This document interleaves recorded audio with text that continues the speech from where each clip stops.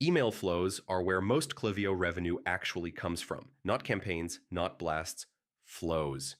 In this video, I'll show you how to create high-converting email flows in Klaviyo step by step in 2026, using a structure that focuses on timing, intent, and conversion. All right.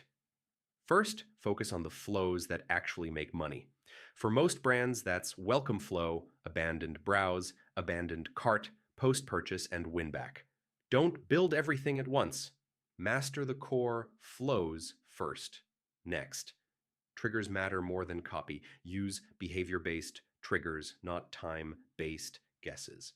For example, started checkout, viewed product, placed order. High intent triggers equal higher conversion rates. Now, timing, your first email should go out while intent is still fresh. For abandoned cart, that's usually within 1 hour. Long delays kill conversions, especially on high intent flows. All right, each email should push one action, one main message, one call to action. If an email tries to do too much, it converts less. Clarity beats creativity every time. Now, personalization. Using a first name is basic. High converting flows personalize based on products viewed, categories browsed, or purchase history. Relevant emails always outperform generic ones. One email is rarely enough. Most high-performing flows use 2 to 4 emails. The first reminds, the second educates, the third adds urgency.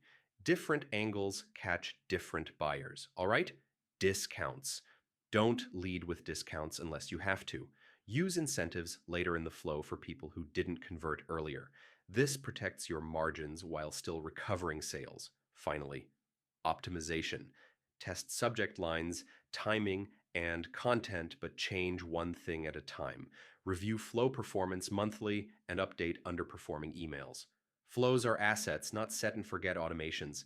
And that's how high converting Klaviyo email flows are built. Strong triggers, tight timing, focused messaging, and ongoing optimization. Get these right, and your email revenue grows without sending more campaigns.